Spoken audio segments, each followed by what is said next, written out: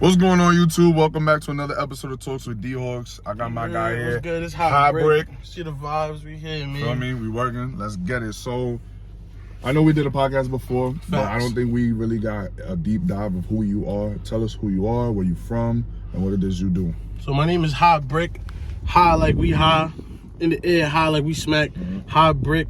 I'm from Harlem, 110 First Ave. That's my family. I grew up and raised there. My whole goal is bringing the whole 5 boroughs together with cannabis.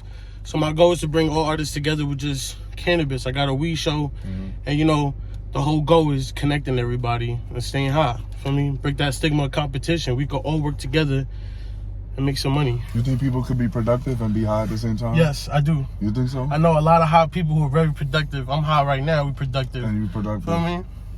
Yeah, that's true. Okay. Because there's a stigma that if you smoke, that you're not going to be nothing. You're going to be a failure. You're going to be... It's a fact. We've been hearing that shit our whole life. And you trying to break that. I'm trying to break that stigma that there is people who get high every day and who are productive. There's a lot of people who grow weed. There's a lot of people who sell weed. They get high every day. There's people who don't even sell weed, nothing to do with weed, but they just smoke weed and they still do a lot of different shit. So we all productive out here. It's just that stigma, you know? And we breaking it slowly because the females is paying it on for us. The females is working and they getting high and they showing us men that we can stay high and do shit and be productive. Right. I saw a post on We Match. It's a nice page on Instagram. They be posting funny stuff, but good topics too. I don't know, but if I find out my partner is going through my likes and following list to monitor my social media activity, we are breaking up. Do you think that's healthy or that's toxic? All right, that's happened to me. All right, so I do think it's toxic that shorty's going through the likes and seeing what you like and what you comment on, but at the same time, they gotta set that boundary. You feel me? So it's like, yeah, it's toxic. It's damn, it's hard. All right, listen, I understand. Is it necessary though? It's not necessary. How you gonna catch your partner cheating? It's But not like back in the trust, day. you feel me? You gotta trust that your partner isn't cheating. Cause sometimes a like don't mean nothing. You feel me? But sometimes I get that's a really hard thing to talk about. But I could just say this: if your girl don't like you liking any certain posts or comments, respect her and not like those posts. Facts. I mean, but now if it's friends and family that you supporting and it's like a whole nother level, just support. You can't be upset about the support part.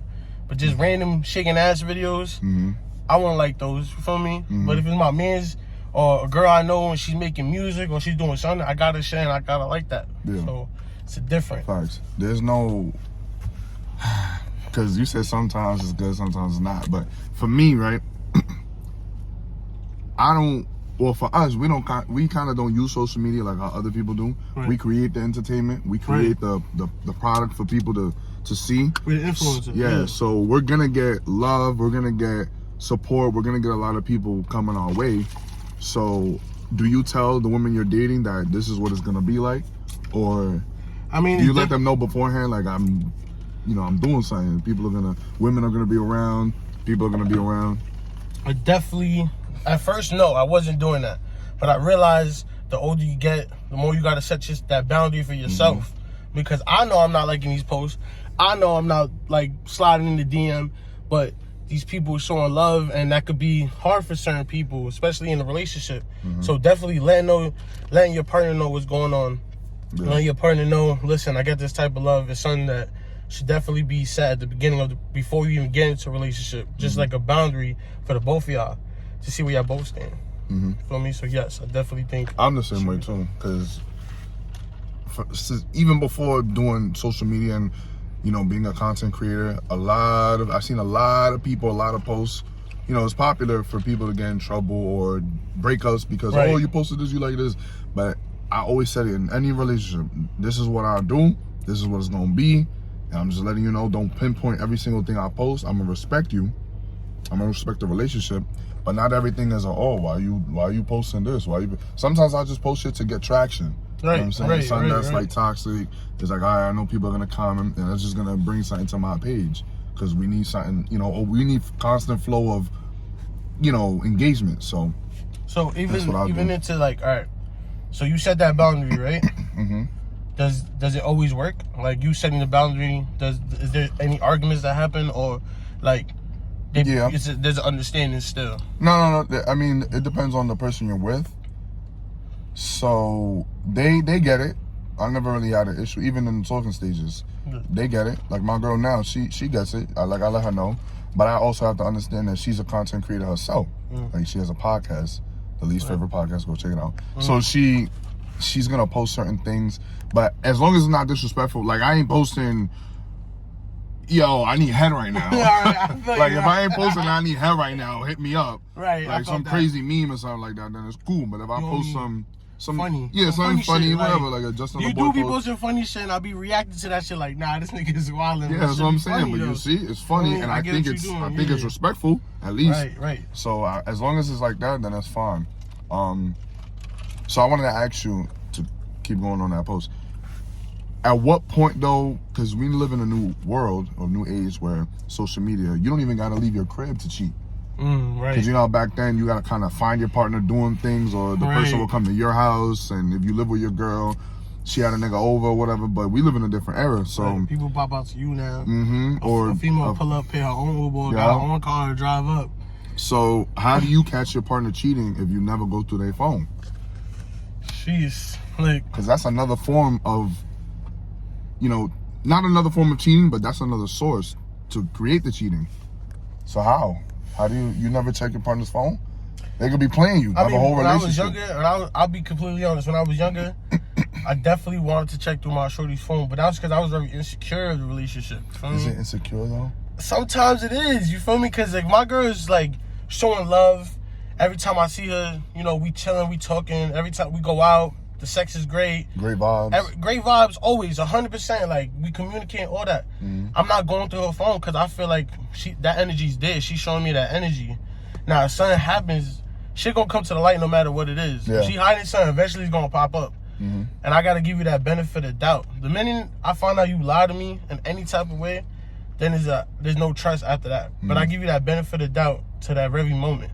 And once that trust is lost, are you the type to work through it and try to get it back, or give her a choice to like make you earn her trust again? Depending on how deep it is, depending on how much she like. If she just talking to some nigga, I don't see. Damn, it did.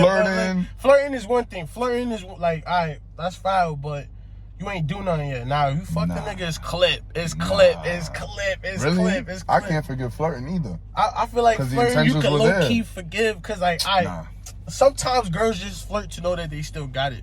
I mean, I have flirted with a girl and I never wanted to fuck her. Like I just knew it was like I'm bored right now. It's wrong though. You're right. You're still wrong. But is it fully cheating?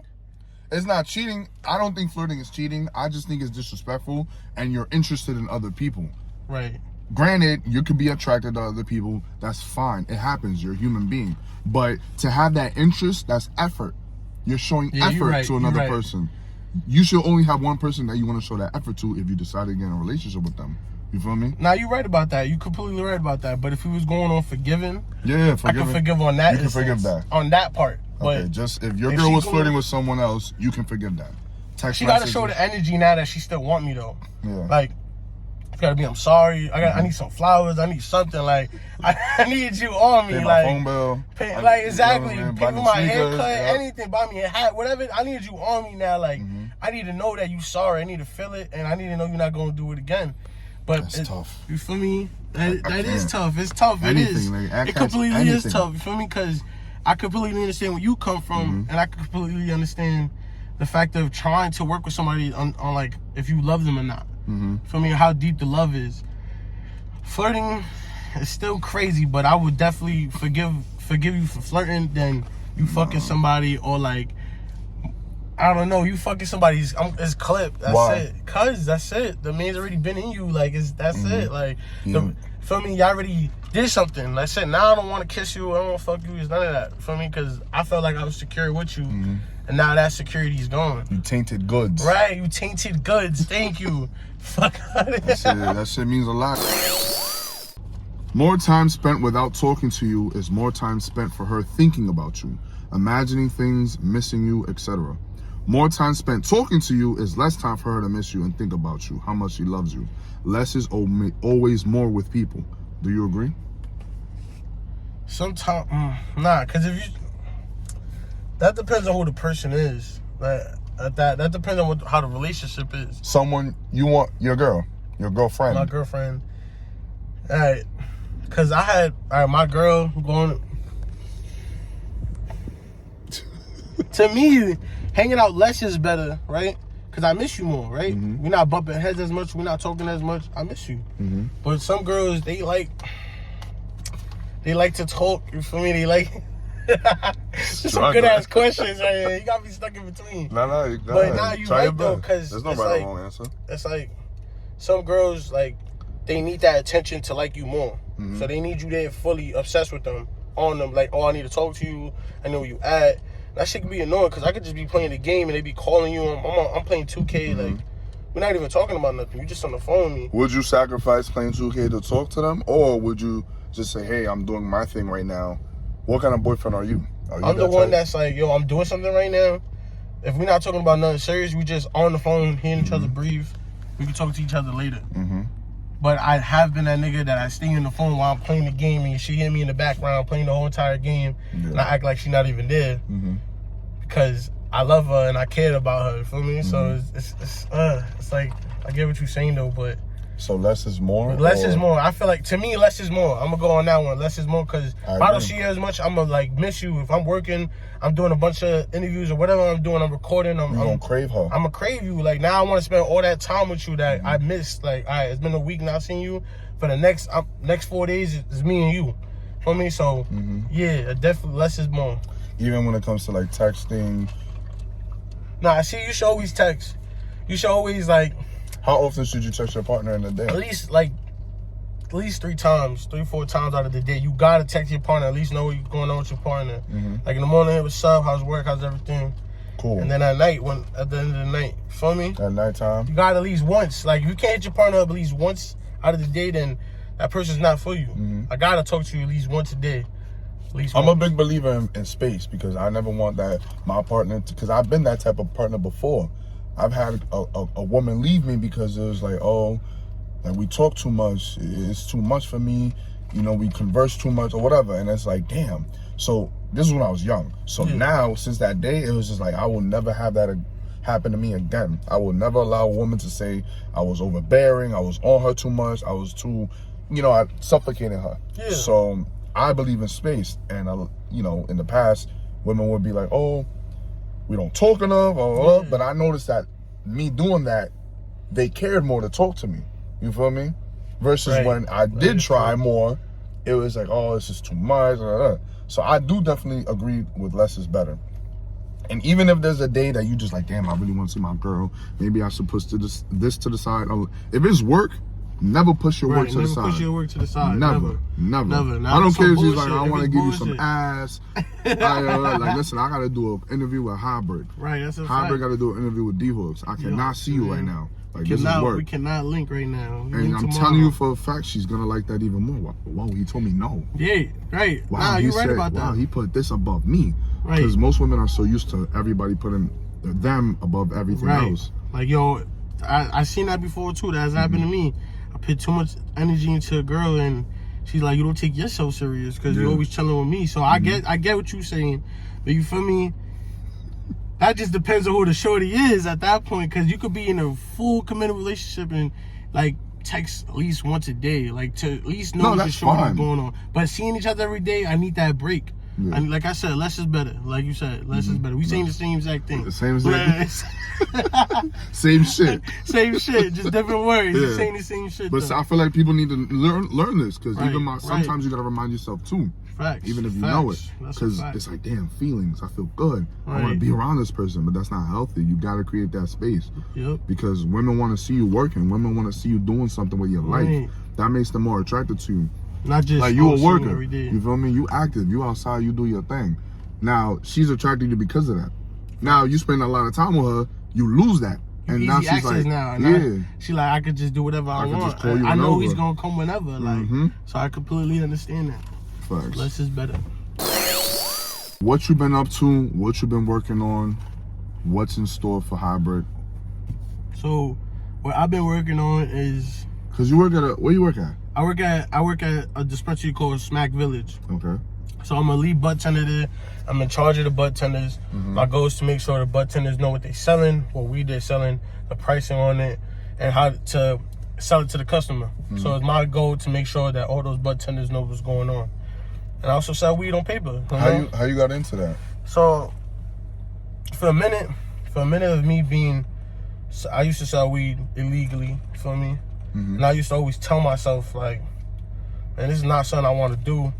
I want to be on legal, like legally working in the dispensary. So what I did was, I was applying for a bunch of different dispensaries in Cali. I was applying to different dispensaries all over the place. Like illegal shit, legal, whatever. I was applying for it. Nothing hit me. Then I went to this group, and there's a guy named Papa Dukes. His name is Papa Dukes, right? He's a great guy. He's paying everybody on to the community. He got his license. So I just did an application, sent my resume through, and they called me back, and they did me an interview, and they gave me a lead bud tender position. All the training and shit. So it's dope now. Yeah, it's definitely fire, you know.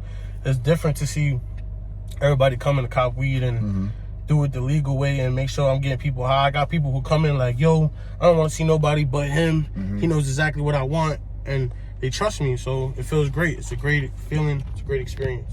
And it's fire because doing what you love, right, you don't even feel like work. Of course it might sometimes. Sometimes, you know, once in a while, but I love it too, you know? Yeah, facts. It's great. And the pay is great. I can't complain about none of it. So what's your end goal? Like if you had to like quit right now or in a couple years, whatever, what would be your end goal that you want from all this? Like what it is you do? My end goal right now would be to have my own show going fully, own studio, Hot Brick Studio, wildin'. I got this group called G Fam. They're my brothers, they family. We all got a lot of great content creators on there too, so I'm trying to work with all of them. I also work with another group called the Smoke Shop, and they really great. We call ourselves the Smoke Shop because, you know, a smoke shop got everything in there. So we got a variety of things going on, different content going on, different creators, everything. So my end goal is just to like make High Brick, like basically make my brand bigger than what it is right now. Brand High Brick, have my own company, and just doing more interviews and shit, doing exactly what I love. Like, and the selling weed is cool because it's getting me into that door to work with all different artists. You know, I already connected with so many artists like P Styles. I met Meek Mill. It's crazy. Word, bro. It's just copping weed. It's different. It's a whole nother experience. And there's people that it's just dope. It's just a dope experience. So my whole goal is to just have Hot Brick different. Have Hot Brick worldwide. Bring my own brand, and you know, make money for everybody in my team, and like we all up. It's crazy because I'm not too familiar or I'm not too into the weed world, but the fact that you can come on, educate me, educate others, like I'm all ears. I probably won't do it, but it's like I support it still anyway. And I respect that, because there's not a people like that, like not like that, like not like you, because everybody's like, oh, if I don't do something, I'm not gonna support it. That doesn't fit my image. I'm not gonna do it. So I'm happy that you not thinking like that. You feel me? Bringing it for the audience. Yeah, hell yeah. People judge you? Hell yeah, definitely. I get judged a lot, especially I smoke a lot of weed. I smoke too much weed. We drinking weed right now. Like what do people say if you want to talk about it? People, you know, for a minute it was like, oh, you're not gonna do this. You're gonna be a loser. You're gonna spend all your money. You feel me? You're gonna be.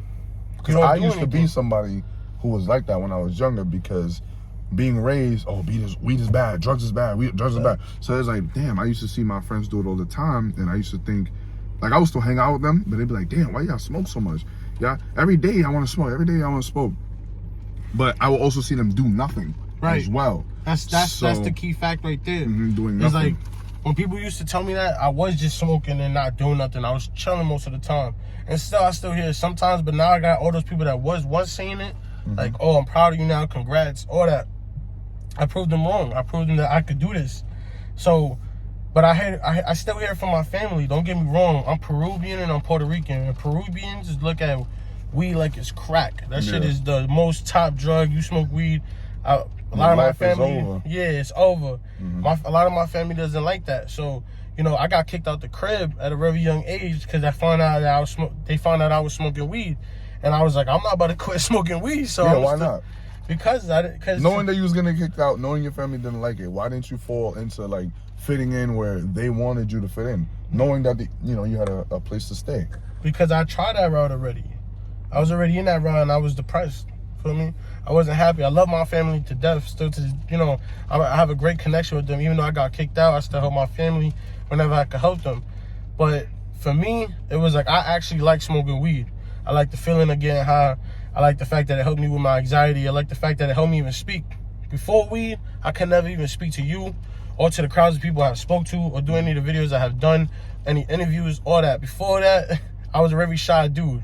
Super shy.